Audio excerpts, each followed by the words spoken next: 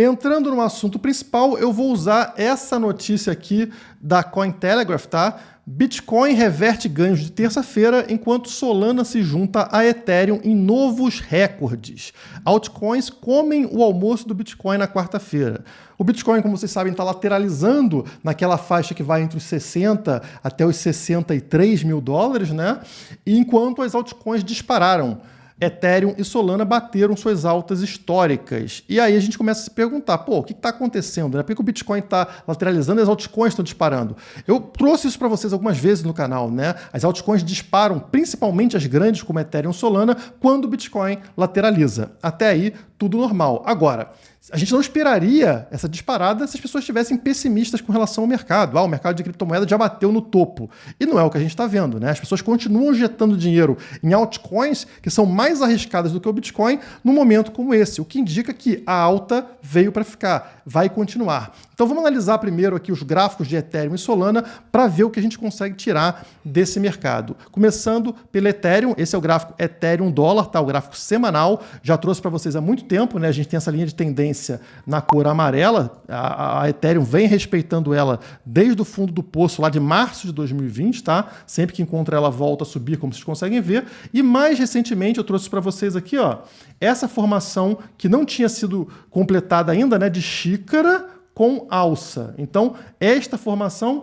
caso do rompimento desta linha do topo da xícara, é algo extremamente positivo, porque a altura da xícara vai ser jogada para cima, ou seja, a tendência é uma subida muito forte do ativo, no caso, a Ethereum. E notem o que aconteceu justamente agora, né? A gente teve um rompimento agora confirmado por parte da Ethereum, né? Rompeu a xícara com alça, o que indica que ela deve buscar essa altura aqui que vocês estão vendo, ó. Vai lá, deixa eu afastar um pouco aqui para ver, nos 6.200 dólares, tá? Então vamos ver o tamanho dessa alta em dólar, né? Ela já está aqui quase no meio do caminho, mas ela teria aqui uma possível alta de 33%, né, 34% em dólar para Ethereum para atingir esse alvo. Algumas pessoas estão falando em alvos mais altos, como por exemplo 10 mil dólares, e é possível, com a subida do Bitcoin, né, a gente também observar valores mais altos, porque se a gente abrir aqui o gráfico Ethereum Bitcoin, vocês vão lembrar disso aqui de vídeos antigos, né?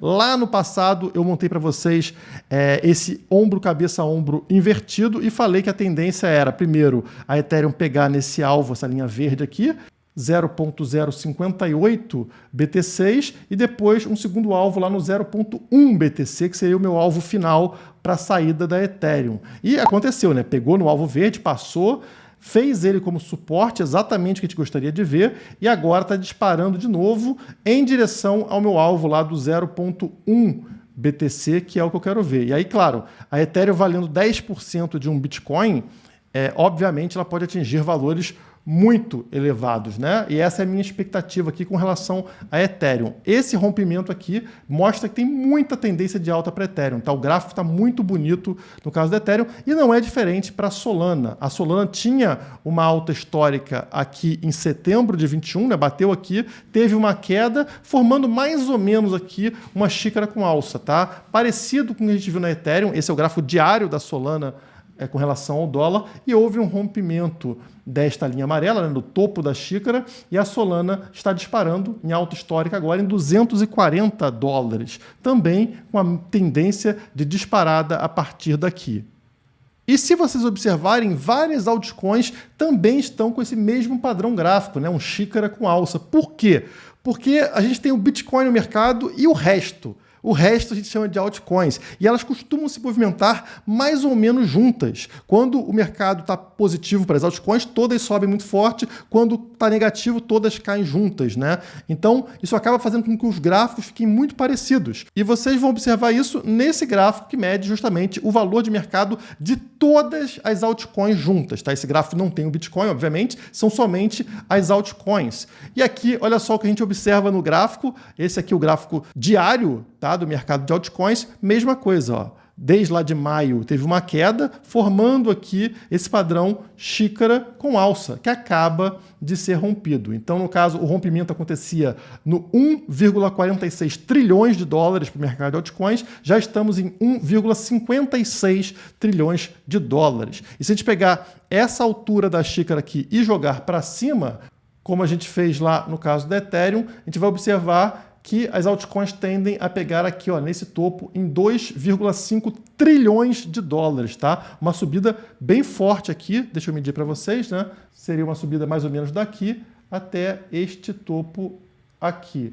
Portanto, 60% de alta para as altcoins, tá? Como um todo. É claro que algumas especificamente sobem muito mais forte do que outras. Então, isso aqui seria uma média do mercado, né? O que indica para a gente que é um bom momento para ter alguma exposição em altcoins, se o seu interesse aí é multiplicar sua quantia de bitcoins. Como eu mostrei no gráfico ali, Ethereum, Bitcoin, a tendência é que ela ganhe valor contra o Bitcoin, né? Ela valorize mais rapidamente do que o Bitcoin durante algum tempo. Portanto, alguma exposição às altcoins é interessante. Muito cuidado, pesquisem muito sobre altcoins que realmente têm fundamento, não comprem aí shitcoins, como a gente fala, né? Aquelas moedinhas inventadas, sem nenhum sentido, sem nenhuma lógica por trás, só porque está no oba-oba. Foquem em projetos de qualidade e que façam algum sentido nesse momento, como alguns ligados, por exemplo, a DeFi, né? Finanças descentralizadas, que é uma coisa aí que está no hype. Agora, você que vai ter alguma exposição às altcoins, saiba que teremos emoções daqui para frente. Toda vez que o Bitcoin der uma disparada, e a gente espera isso em novembro, as altcoins sangram, elas sofrem, né? Perdem valor. Então espere por subidas e quedas fortes ao longo desse processo, mas com uma tendência de alta para esse curto prazo, né? Para final de ano até início do ano que vem. E com toda essa empolgação que toma o mercado de criptomoedas, o Estado não poderia ficar de braços cruzados. E aí a gente vê notícia como essa daqui do Estadão. Com a economia mais baixa em 2022, a renda fixa volta aos holofotes. Inflação e juros em alta tornam aplicações em títulos pós-fixados mais atrativas. É uma forma aí do Estado conseguir captar o dinheiro que está fugindo tanto para as ações quanto para as criptomoedas. Então sobe os juros, né? Torna esse investimento falsamente seguro mais rentável para o investidor e parte das pessoas, infelizmente, vão lá e vão tirar as aplicações de Bitcoin e altcoins para jogar dentro dessa porcaria aqui. Isso aqui é um golpe total, tá? Um golpe pior do que o de pirâmide. Bom, o que o governo faz aqui? A gente sabe que a inflação está muito alta, tá? Não estou nem falando da inflação oficial. A inflação oficial já é alta, mas a inflação real é muito mais alta do que essa que o governo passa para a gente, tá? Vamos lembrar que a inflação é o aumento da base monetária. É ali a maquininha de imprimir dinheiro. E a gente sabe, por exemplo, que 40% dos dólares que foram impressos na história foram impressos de 2020 para cá. Então, olha o tamanho dessa inflação. Isso é inflação e não o númerozinho que o governo te passa. Então, ele desvalorizou o poder de compra em 40%. E aí vem um governo aqui e fala o seguinte: eu vou fazer uma coisa legal para você. Vou te pagar 7% ao ano, ou 8% ao ano, ou seja lá quanto for. Pô, mas se ele desvalorizou 40% do seu poder de compra e te devolve 8%, isso realmente é um investimento? Claro que não, você está perdendo o seu dinheiro.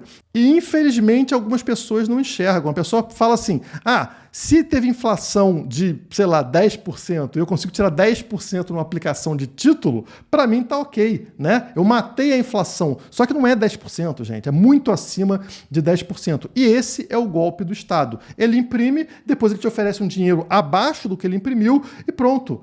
Ele consegue captar esse dinheiro do mercado sem pagar nada. Na verdade, ele está ganhando dinheiro com isso. E existem táticas mais complexas que começam a ser feitas agora com o intuito do Estado abocanhar ainda mais dinheiro da população. Eu estou falando disso aqui, né, que é a proposta dos democratas lá nos Estados Unidos de taxar, né, de criar um imposto sobre lucros não realizados. O que é lucro não realizado?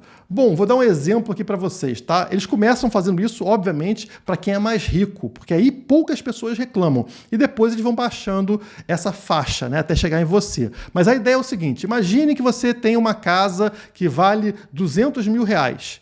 E aí o governo imprime dinheiro, daqui a pouco a sua casa vai estar valendo 400 mil reais. Claro, somente inflação.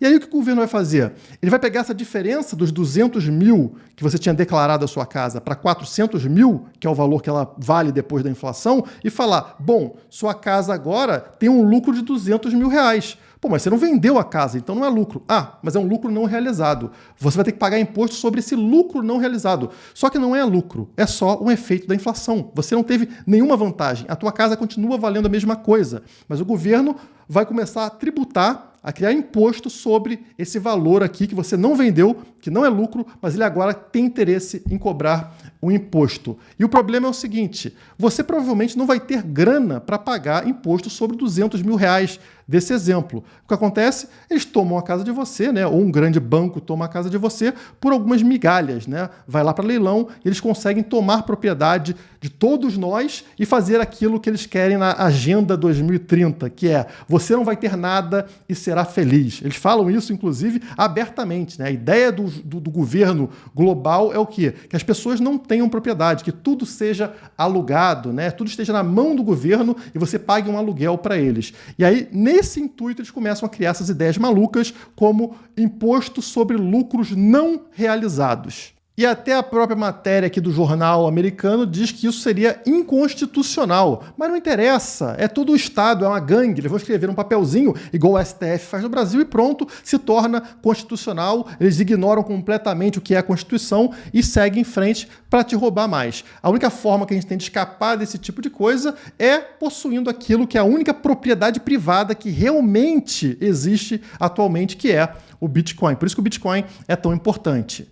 Até porque a outra opção geralmente usada por aqueles que querem escapar desse tipo de tributação, esse tipo de imposto, é enviar dinheiro para paraíso fiscal, que nem o nosso querido Paulo Guedes fez, né? Só que agora, líderes do G20 querem imposto de 15% em todo o mundo para diminuir a atratividade de paraísos fiscais. Então, hoje, países que cobram zero, né, não tem imposto sobre o dinheiro, sobre transações e tudo mais, vão ser obrigados aí a cobrar 15% de imposto.